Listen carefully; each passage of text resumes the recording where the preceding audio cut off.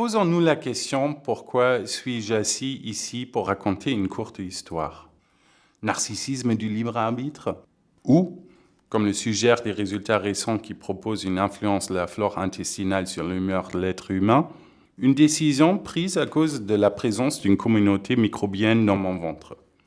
Liberté individuelle ou détermination par l'extérieur? Le scepticisme de cette deuxième proposition n'a rien d'original. Il rejoint le scepticisme envers la croyance au Tout-Puissant.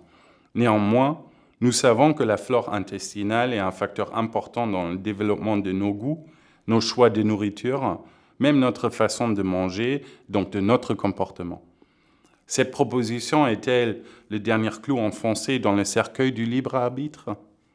Après la théologie, la philosophie, voire par exemple Ernst Bloch avec le principe Hoffnung d'un côté ou le nihiliste Martin Heidegger de l'autre, après la psychanalyse, enfin la biologie qui renonce aussi peu à peu à la possibilité d'un choix libre.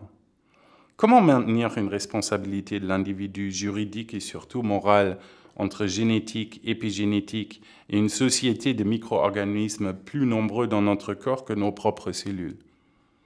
Comment sauver alors l'impératif catégorique?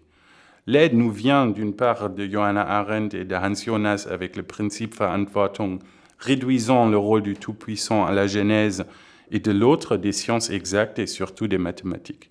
Je pense à Gödel, Hilbert, Turing, qui montrent la possibilité d'une trajectoire unique et donc personnelle dans un univers causal au niveau microscopique. Ce n'est pas pour rien que nous fêtons l'anniversaire des 85 ans de la publication de la théorie dite Big Bang par le prêtre et scientifique Georges Lemaître et bientôt le 100e anniversaire de la naissance d'Alan Turing. C'est donc bien le narcissisme de mes bactéries qui constitue le libre arbitre qui m'a emmené ici.